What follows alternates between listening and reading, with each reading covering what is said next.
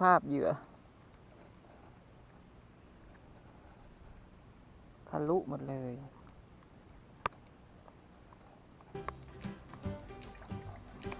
สวัสดีครับวันนี้ผมก็อยู่หมายเดิมนะครับหมายริมทางรถไฟ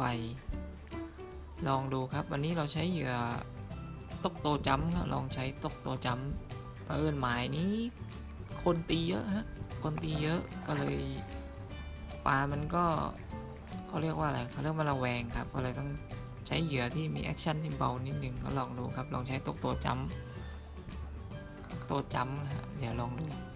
ไปดูกันเลยครับ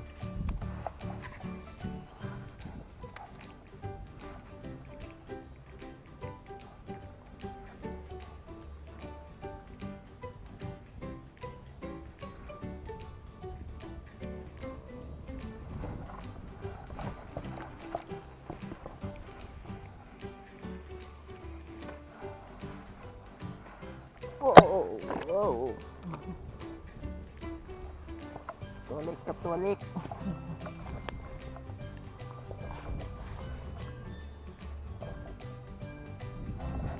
ตัวกระจึดตัวกระจึด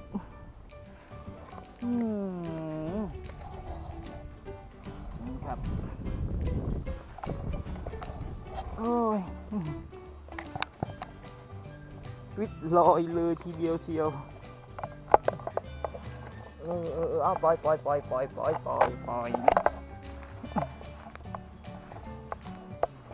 รับ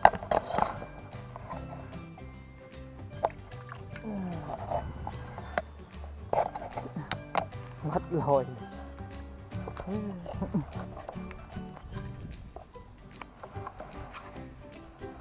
ตัวเล็กตัวน้อยปล่อยไปครับ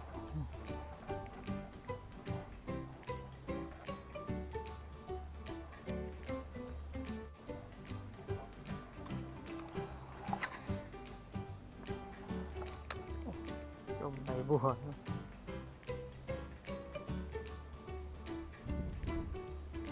ตัวใหญ่ๆน่าจะหมดแล้วก็ตีจนหมดแล้ว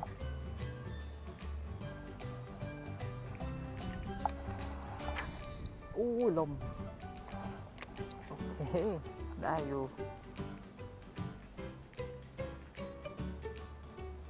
ตรงกลางเลย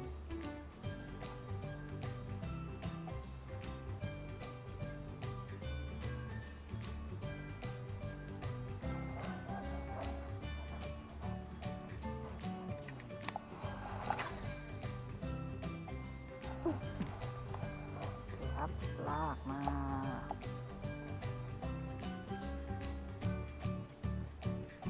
ดำน้ำเลย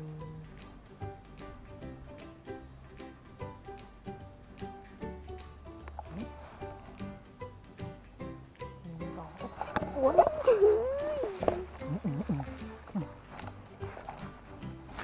ชนอย่างเดียว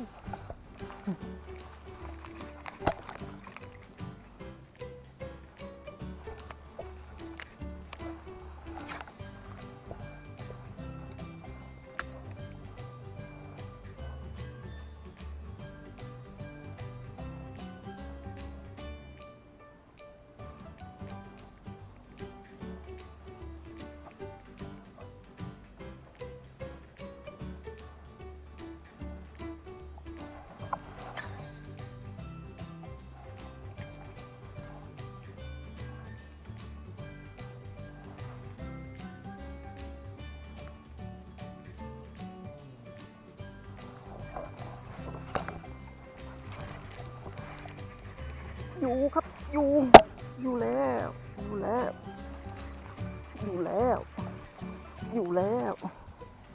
โอ้ตัวที่สองนะครับไซส์กำลังสวยตกตัวจ้ำครับตกตัวจ้ำปลดปลาก่อนครับก็สรุปแต้มนะครับวันนี้ได้2ตัวเป็นปลาป๊อกทั้งคู่ก็ผมก็ปล่อยนะครับปล่อยก็ ปล่อยครับตัวเล็กๆก็ปล่อยเอาไว้ให้มันโตครับได้ตกกันใหม่ๆได้มีปลาตกกันเรื่อยๆครับไม่จำเป็นก็ไม่เอากลับมาก็ขอบคุณทุกท่านนะครับที่ติดตามฝาก Subscribe ฝากติดตามช่อง